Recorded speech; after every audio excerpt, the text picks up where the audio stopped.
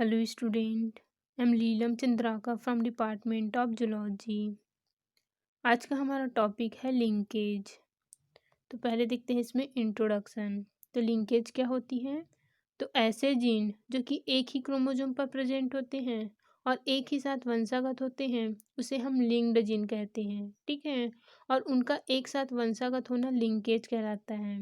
जैसे कि for example के लिए मान लो ये एक होमोलोगस क्रोमोसोम है, ठीक है।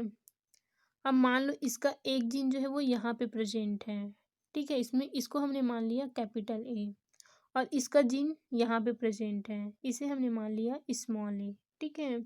अब इस जीन के नीचे एक और जीन प्रेजेंट है, इसको हमने मान लिया कैपिटल बी और ठीक इसके नीचे भी एक जीन प्रेजेंट है, इसको हमने मान लिया स्मॉल बी, ठीक है। अब जब गैमिट बनेगा तो इस ए के साथ में ये बी भी जाएगा, ठीक है, क्योंकि ये एक ही क्रोमोसोम पर प्रेजेंट है।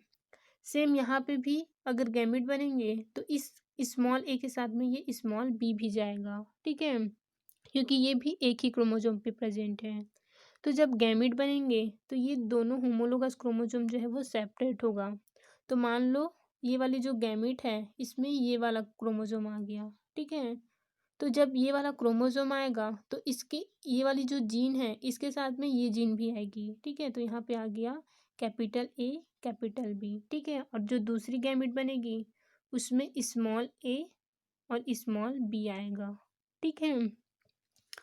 तो ये दोनों जीन जो है वो एक साथ ही जाते हैं, मतलब कि कैपिटल ए के साथ में कैपिटल बी जाएगा और स्मॉल ए के साथ में स्मॉल बी भी जाएगा, ठीक है, क्योंकि ये सेम क्रोमोसोम पर प्रेजेंट है। इसे हम कहते हैं लिंकेज और ऐसे जीन को लिंक्ड जीन कहा जाता है, ठीक है। तो लिंकेज क्या होती है? तो ऐसे जीन जो कि एक ही क्रोमोसोम पर प्रेजेंट होते हैं और एक ही साथ वंशागत होते हैं उसे हम लिंक्ड जीन कहते हैं, ठीक है। और उनका एक साथ वंशागत होना लिंकेज कहलाता है। अब देखते हैं लिंकेज ग्रुप क्या है। तो सभी जीन जो कि एक ही क्रोमोसोम पर प्रेजेंट होते हैं उसे हम लिंक्ड ग्रुप कहते हैं, मतलब कि वो सभी जीन जो है वो आपस में मिलकर के एक ग्रुप को बनाता है जिसको लिंक्ड ग्रुप कहते हैं, ठीक है। लिंक्ड ग्रुप की संख्या जो है वो क्रोमोसोम पेयर के बराबर या फिर समान होती है, ठीक है। अब अब देखेंगे लिंकेज के टाइप्स को, लेकिन लिंकेज के टाइप्स को देखने से पहले देखते हैं कि क्रॉसिंग ओवर क्या होती है। तो जो क्रॉसिंग ओवर होती है वो सभी सेक्सुअली रिप्रोड्यूसिंग ऑर्गेनिज्म में होता है, ठीक है। क्रॉसिंग ओवर में क्या होता है? तो मान लो ये एक होमोलोगस क्रोमोसोम है, ठीक है।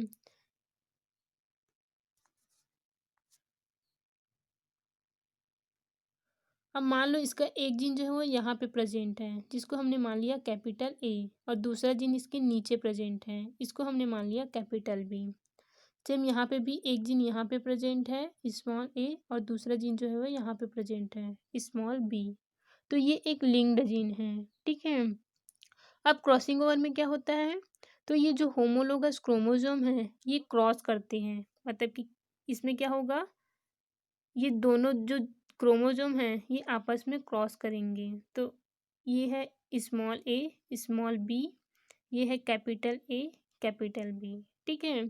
तो जब ये क्रॉस करते हैं तो इसका कुछ पार्ट जो है वो इसमें आ जाता है और इसका कुछ पार्ट जो है वो इसमें आ जाएगा, मतलब कि इसके जो सेगमेंट है वो आपस में एक्सचेंज हो जाते हैं, ठीक है। तो जब ये अलग होंगे तो इसमें जो गैमेट बनेगा इसमें कैपिटल ए की जगह में स्मॉल ए आ जाएगा और यहाँ पे आ जाएगा कैपिटल बी, ठीक है। और इसमें स्मॉल ए की जगह में कैपिटल ए आ जाएगा और ये है स्मॉल बी, मतलब कि इसके जो पार्ट है वो टूट करके दूसरे क्रोमोसोम में चले जाते हैं, ठीक है। तो ये वाला जो पार्ट है वो टूट करके इसमें आ गया और इसका जो पार्ट है वो टूट करके इसमें आ गया, ठीक है। इसे बोला जाता है क्रॉसिंग ओवर।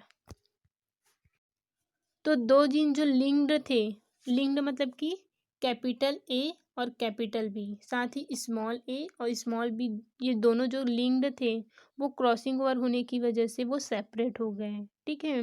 लेकिन क्रॉसिंग ओवर होना कोई ज़रूरी नहीं है, क्रॉसिंग ओवर हो भी सकता है और नहीं भी। ठीक है, तो यहाँ पे 4 प्रकार के गैमेट बन सकते हैं। एक तो पेरेंटल कॉम्बिनेशन वाला, मतलब कि अगर क्रॉसिंग ओवर नहीं हो रहा है तो यहाँ पे इससे 2 प्रकार के गैमेट बनेंगे। एक तो बनेगा कैपिटल ए कैपिटल बी, दूसरा गैमेट बनेगा स्मॉल ए स्मॉल बी। और अगर इसमें क्रॉसिंग ओवर हो रहा है तो यहाँ पे 2 गैमेट और बनेंगे। ठीक है, तो स्मॉल ए कैपिटल बी ये तीसरा गैमेट हो गया, और कैपिटल ए स्मॉल बी ये चौथा गैमेट हो गया। ठीक है, तो यहाँ पे 4 प्रकार के गैमेट बन रहे हैं। ठीक है, अगर क्रॉसिंग ओवर हो रहा है तब यहाँ पे 2 प्रकार के और गैमेट बनेंगे। ठीक है, तो 2 जीन जो कि लिंक्ड होते हैं वो क्रॉसिंग ओवर होने की वजह से वो सेपरेट हो जाते हैं, इसी को बोला जाता है क्रॉसिंग ओवर। ठीक है,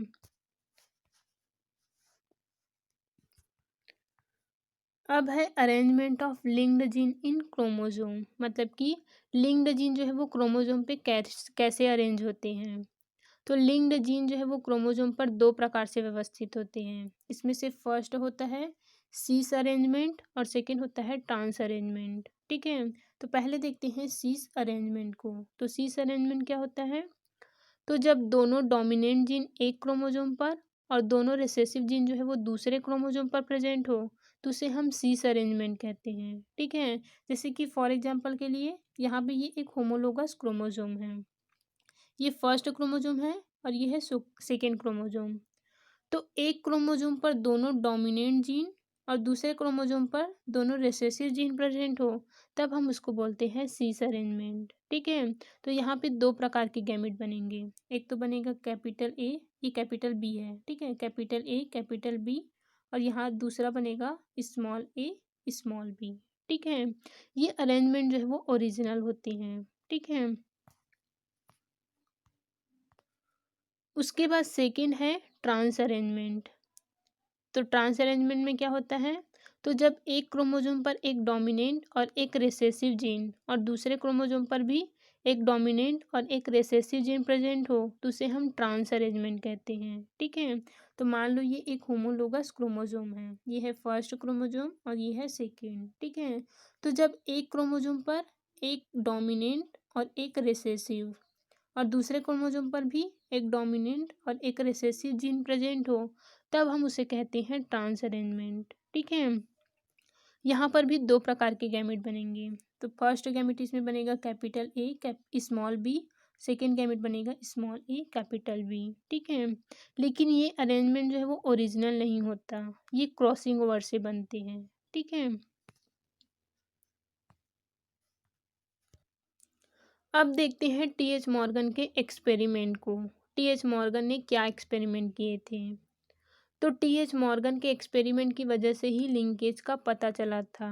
ठीक है, मेंडल ने एक्सपेरिमेंट किया था पी प्लांट पे, लेकिन मॉर्गन ने ये एक्सपेरिमेंट एनिमल में किया। ठीक है, उन्होंने इस एक्सपेरिमेंट के लिए एनिमल चूज़ किया था ड्रोसोफिला, जिसे हम बोलते हैं ड्रोसोफिला मेलानोगास्टर। ठीक है, इसे फ्रूट फ्लाई भी बोलते हैं। ठीक है, अब इसने ड्रोसोफिला को ही क्यों चूज़ किया, तो इसे इसलिए चूज़ किया क्योंकि इसमें बहुत ही कंट्रास्टिंग ट्रेड देखने को मिलते हैं। जैसे कि फॉर एग्जांपल के लिए इसका आई कलर हो गया। ठीक है, तो इसका जो आई कलर होता है या तो रेड होता है या फिर वाइट होता है। ठीक है, तो ये इजीली जो है वो रिकॉग्नाइज हो जाता है। अगर इसके बॉडी कलर को देखें तो ये या तो ब्राउन होगा या फिर येलो होता है। ठीक है, और इसका जो विंग साइज है या तो मिनिएचर होता है या फिर लार्ज होता है। ठीक है, और इसका जो लाइफ साइकिल होता है वो बहुत ही शॉर्ट होता है, 2 वीक में इसका लाइफ साइकिल कंप्लीट हो जाता है, तो ये बहुत जल्दी बच्चे पैदा करती हैं। ठीक है, और ये लैब में बहुत ईजिली ग्रो करता है। ठीक है, ग्रो हो जाता है, और इसमें मेल और फीमेल जो है वो मॉर्फोलॉजिकली बहुत ही डिस्टिंक्ट है, मतलब कि इसमें मेल छोटा होता है और फीमेल जो है वो बहुत बड़ी होती है। तो मेल और फीमेल जो है वो बहुत जल्दी पहचान में आ जाती है। ठीक है, इसी कारण जो टी.एच. मॉर्गन थे उन्होंने ड्रोसोफिला को ही चूज़ किया था। ठीक है, अब लिंकेज जो है वो 2 टाइप से होते हैं, एक होता है कंप्लीट लिंकेज और सेकंड होता है इनकम्प्लीट लिंकेज। तो इसमें फर्स्ट देखते हैं कंप्लीट लिंकेज को। तो कंप्लीट लिंकेज क्या है? तो जब लिंक्ड जीन 2 या फिर अधिक जनरेशन तक वंशानुगत होते हैं तो इस स्थिति को कंप्लीट लिंकेज कहते हैं। ठीक है, और ये केवल उन्हीं कंडीशन में होती हैं जब लिंक्ड जीन बहुत करीब प्रेजेंट होते हैं। ठीक है, बहुत पास प्रेजेंट होने के कारण इनके अलग होने की चांसेस बहुत कम हो जाती हैं। ठीक है, कंप्लीट लिंकेज का एग्जाम्पल है ड्रोसोफिला। तो टी.एच. मॉर्गन ने एक एक्सपेरिमेंट किया। उसने क्या किया, ग्रे बॉडी और नॉर्मल विंग्स वाली जो ड्रोसोफिला थी उसका क्रॉस ब्लैक बॉडी और वेस्टिजियल विंग्स वाले ड्रोसोफिला के साथ में कराई। ठीक है, ये जो ग्रे बॉडी और नॉर्मल विंग्स हैं, ग्रे बॉडी को हमने कैपिटल बी से डिनोट करते हैं और जो नॉर्मल विंग्स है उसको कैपिटल वी से डिनोट करते हैं। ठीक है, ये एक डोमिनेंट है। ठीक है, और जो ब्लैक बॉडी है उसे स्मॉल बी से और वेस्टिजियल विंग्स को स्मॉल वी से डिनोट करते हैं। ठीक है, और ये रिसेसिव है। तो जब ग्रे बॉडी और नॉर्मल विंग्स वाले ड्रोसोफिला का क्रॉस ब्लैक बॉडी और वेस्टिजियल विंग्स वाले ड्रोसोफिला के साथ में कराई जाती है तो पहले इसके गैमेट बनेंगे। ठीक है, तो यहाँ पे कैपिटल बी वी, ठीक है, ये सेम है तो यहाँ पे सेम टाइप के गैमेट बनेंगे। तो यहाँ पे हमने एक कैपिटल बी और कैपिटल वी ले लिया। ठीक है, यहाँ पे भी सेम टाइप के गैमेट बनेंगे तो यहाँ पे हमने एक स्मॉल बी और एक स्मॉल वी ले लिया। ठीक है, अब जब इसके बीच में क्रॉस होगा तो जो F1 जनरेशन है उसमें सारे के सारे ग्रे बॉडी और नॉर्मल विंग्स वाले ड्रोसोफिला बनेंगे। ठीक है, क्योंकि ये जो कैपिटल बी और कैपिटल वी है ये डोमिनेंट है, डोमिनेंट होने की वजह से ये एक्सप्रेस हो जाते हैं। तो यहाँ पे जो ड्रोसोफिला बनेंगे वो सारे के सारे ग्रे बॉडी और नॉर्मल विंग्स वाले होंगे लेकिन ये हाइब्रिड होंगे। ठीक है, अब इस F1 जनरेशन वाले ड्रोसोफिला का क्रॉस जब ब्लैक बॉडी और वेस्टिजियल विंग्स वाले ड्रोसोफिला के साथ कराई जाती है, मतलब कि रिसेसिव ड्रोसोफिला के साथ जब इसकी क्रॉस कराई जाती है तो F2 जनरेशन में यहाँ पे 4 प्रकार के ड्रोसोफिला मिलते हैं। तो जब इसका क्रॉस इससे होगा तो ग्रे बॉडी और नॉर्मल विंग्स वाले ड्रोसोफिला बनेंगे। इसका क्रॉस इससे होगा तब ग्रे बॉडी और नॉर्मल विंग्स वाले ड्रोसोफिला बनेंगे। ठीक है, यहाँ पे भी इसका क्रॉस इससे होगा और इसका क्रॉस इससे होगा तो यहाँ पे ब्लैक वेस्टिजियल विंग्स वाले ड्रोसोफिला मिलेंगे। ठीक है, तो इस क्रॉस में सारे के सारे जो है वो पेरेंटल कॉम्बिनेशन बनते हैं, मतलब कि यहाँ पे 2 ग्रे बॉडी और नॉर्मल विंग्स वाले ड्रोसोफिला बने हैं। तो जो ग्रे बॉडी और नॉर्मल विंग्स वाले ड्रोसोफिला हैं वो यहाँ पे पेरेंट में भी है। ठीक है, और 2 यहाँ पे ब्लैक बॉडी और वेस्टिजियल वाले विंग्स वाले ड्रोसोफिला बने हैं। तो यहाँ पे भी ब्लैक बॉडी और वेस्टिजियल विंग्स वाले पेरेंट हैं। ठीक है, तो यहाँ पे सारे के सारे जो कॉम्बिनेशन है, मतलब कि सारे के सारे जो ऑफ स्प्रिंग बनेंगे वो पेरेंटल कॉम्बिनेशन वाले बनेंगे। इसमें क्या होता है, इसमें जीन जो है वो अलग नहीं होते, इसी कारण इसको कंप्लीट लिंकेज बोलते हैं। ठीक है, तो ये हुआ पेरेंटल कॉम्बिनेशन। अब देखेंगे कि रिकॉम्बिनेशन कैसे बनते हैं। तो इसका सेकेंड टाइप है इनकम्प्लीट लिंकेज। तो इनकम्प्लीट लिंकेज जो है वो उन्हीं कंडीशन में होती है जब लिंक्ड जीन जो है वो गैमेट बनते समय क्रोमोसोम के टूटने के कारण अलग हो जाते हैं और इन टुकड़ों के क्रॉसिंग ओवर होने के कारण रिकॉम्बिनेशन बनते हैं, मतलब कि नए संयोग बन करके गैमेट में पहुंचते हैं। ठीक है, लेकिन इस विनिमय की चांसेस बहुत कम होती हैं, इसी कारण जो पेरेंटल कॉम्बिनेशन है उनकी संख्या जो है वो रिकॉम्बिनेशन से ज़्यादा होती है। ठीक है, इनकम्प्लीट लिंकेज देखने को मिलता है ड्रोसोफिला, मेज, टोमेटो, पी, माइस और मेन में। ठीक है, तो यहाँ पे इनकम्प्लीट लिंकेज का एग्जांपल दिया हुआ है मेज में। ठीक है, तो जब कलर्ड और पूरी तरह से भरे हुए सीड वाली मेज प्लांट का क्रॉस कलरलेस और संकीर्ण प्लांट वाले मेज के साथ में कराई जाती है तो यहाँ पे F1 जनरेशन में सारे के सारे कलर्ड फुल मेज वाले प्लांट मिलते हैं। ठीक है, लेकिन ये हाइब्रिड होते हैं, मतलब कि ये जो कैपिटल कलर्ड फुल मेज है उसको हम कैपिटल A से डिनोट करते हैं और जो कलरलेस रंगीन है इसे हम स्मॉल a से डिनोट करते हैं। ये रिसेसिव पेरेंट है और ये है डोमिनेंट पेरेंट। तो इसके बीच जब क्रॉस होगा तो F1 जनरेशन में सारे के सारे कलर्ड फुल मेज मिलेंगे, ठीक है, क्योंकि ये जो कैपिटल C कैपिटल S है ये डोमिनेंट है, लेकिन ये हाइब्रिड होगा, ठीक है। अब जब F1 जनरेशन वाले जो प्लांट है उसका क्रॉस कलरलेस रंगीन प्लांट के साथ में किया जाता है, तो यहाँ पे 4 प्रकार के गैमेट बन सकते हैं। मतलब कि अगर इसके बीच में अगर क्रॉसिंग ओवर होगा तब यहाँ पे 4 प्रकार के गैमेट बन सकते हैं, ठीक है। 2 पेरेंटल वाला, मतलब कि एक गैमेट बनेगा ये कैपिटल C इस कैपिटल S, दूसरा गैमेट बनेगा ये, ठीक है, स्मॉल c स्मॉल s, ठीक है। और अगर इसके बीच में क्रॉसिंग ओवर हो रहा है तो यहाँ पे 2 गैमेट और बनेंगे। जब क्रॉसिंग ओवर होगा तो ये वाला टुकड़ा जो है वो टूट करके इसमें चला जाता है और ये वाला टूट करके इसमें आ जाएगा, ठीक है। तो यहाँ पे 4 प्रकार के गैमेट बनेंगे। एक तो ये वाला बनेगा पेरेंट वाला, दूसरा ये वाला, ठीक है, और 2 जो है वो क्रॉसिंग ओवर से बनेंगे। तो यहाँ पे एक कैपिटल C इसमें आ गया और स्मॉल s इसमें आ, ठीक है, और जो स्मॉल c है वो यहाँ पे आ गया और ये है कैपिटल S। तो यहाँ पे 4 प्रकार के गैमेट बन गए, ठीक है। अब इसका क्रॉस जब कलरलेस रंगीन प्लांट से की जाती है तो यहाँ पे स्मॉल c स्मॉल s यहाँ पे सेम टाइप के गैमेट बनेंगे। तो यहाँ पे हमने एक गैमेट ले लिया, ठीक है। अब जब इसके बीच में क्रॉस होगी तो सबसे पहले इसका क्रॉस इससे कराएंगे, ठीक है, तो हमें मिलेगा कलर्ड फुल मेज, ठीक है। फिर सेकेंड इसका क्रॉस इससे होगा तब कलरलेस रंगीन प्लांट मिलेंगे। थर्ड में इसका क्रॉस इससे होगा तब यहाँ पे कलर्ड रंगीन प्लांट मिलेंगे। और इसका क्रॉस इससे होगा तो यहाँ पे कलरलेस फुल प्लांट मिलेंगे, ठीक है। तो यहाँ पे 4 प्रकार के सीड वाले प्लांट मिलेंगे, ठीक है।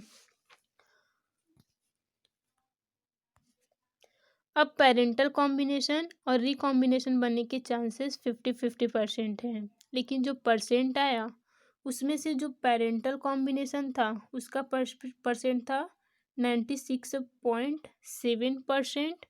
और जो रिकॉम्बिनेशन थे, मतलब कि जो नए संयोग से जो कॉम्बिनेशन बने थे उसका परसेंट सिर्फ 3.6% था, ठीक है। अब ऐसा क्यों हुआ, तो उसके बाद TH मॉर्गन ने इसका कंक्लूजन दिया।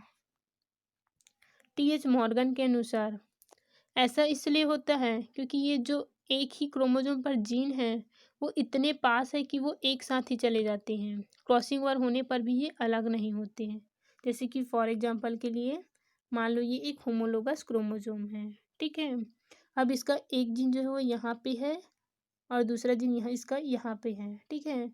अब ये वाली जीन है इसके ठीक नीचे यहाँ पे दूसरा जीन है कैपिटल B, इसके ठीक नीचे भी यहाँ पे जीन है, ठीक है, स्मॉल b। तो ये जो जीन है वो इतने पास प्रेजेंट है कि ये क्रॉसिंग ओवर होने के बाद भी ये अलग नहीं हो पाते हैं, ठीक है।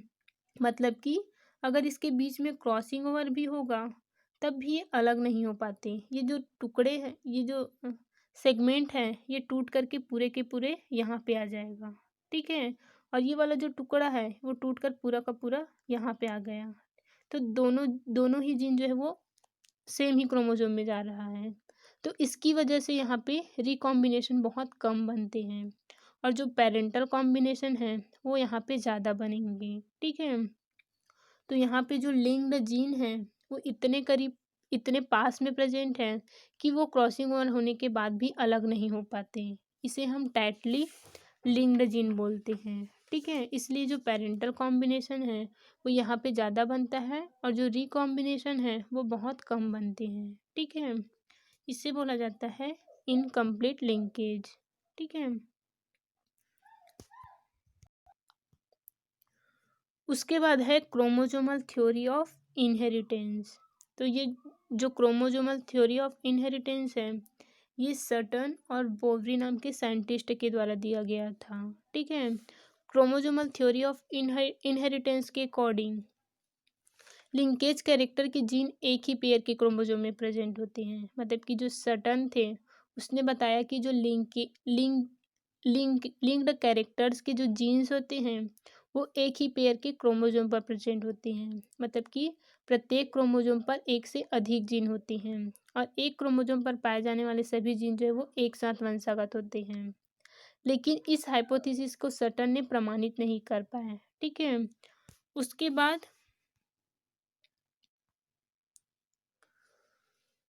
बाद मॉर्गन ने, मतलब कि जो टीएच मॉर्गन थे, उन्होंने क्रोमोसोमल थ्योरी ऑफ इनहेरिटेंस को दिया। ठीक है। उसके अकॉर्डिंग इसमें से फर्स्ट है जो लिंक्ड जीन है, मतलब कि जो लिंक्ड जीन होते हैं वो क्रोमोसोम पर इतने पास प्रेजेंट होते हैं कि उसके अलग होने की चांसेस बहुत कम होती हैं, इसे सेपरेट नहीं किया जा सकता। ठीक है। उसके बाद सेकंड था क्रोमोसोम पर प्रेजेंट लिंक्ड जीन के बीच जितना कम डिस्टेंस होगा उतना ही पेरेंटल कॉम्बिनेशन बनने के चांसेस होते हैं। मतलब कि मान लो ये एक क्रोमोसोम है, ठीक है, इसका एक जीन जो है वो यहाँ पे प्रेजेंट है, दूसरा जीन यहाँ पे प्रेजेंट है, तीसरा यहाँ पे और चौथा यहाँ पे प्रेजेंट है। ठीक है। तो इसके अकॉर्डिंग क्रोमोसोम पर प्रेजेंट जो लिंक्ड जीन है उनके बीच में जितना कम डिस्टेंस होगा, मतलब कि दूरी जितनी कम होगी, उतना ही अधिक पेरेंटल कॉम्बिनेशन बनने के चांसेस होंगे। ठीक है। मतलब कि अगर इसके बीच में क्रॉसिंग ओवर भी होता है तो ये जो जीन है वो सेपरेट नहीं हो पाते। ठीक है। जिससे पेरेंटल कॉम्बिनेशन यहाँ पे ज़्यादा बनते हैं। ठीक है। और अगर इसके इन जीन लिंक्ड जीन के बीच में डिस्टेंस बहुत ज़्यादा है, दूरी बहुत ज़्यादा है, तो उतने ही न्यू रिकॉम्बिनेशन बनने के चांसेस रहेंगे। मतलब कि क्रॉसिंग ओवर से ये जो जीन है वो सेपरेट हो जाएंगे, जिससे न्यू कॉम्बिनेशन बनेंगे। ठीक है। तो क्रोमोसोम पर प्रेजेंट लिंक्ड जीन के बीच में दूरी जितनी कम होगी उतना ही ज़्यादा पेरेंटल कॉम्बिनेशन बनेंगे, और दूरी जितनी ज़्यादा होगी उतने ही न्यू कॉम्बिनेशन बनेंगे। ठीक है। उसके बाद थर्ड था जीन जो है वो क्रोमोसोम पर लीनियर, मतलब कि रैखिक क्रम में पाए जाते हैं। ठीक है। ये है क्रोमोसोमल थ्योरी ऑफ लिंकेज जो कि टीएच मॉर्गन ने दिया था।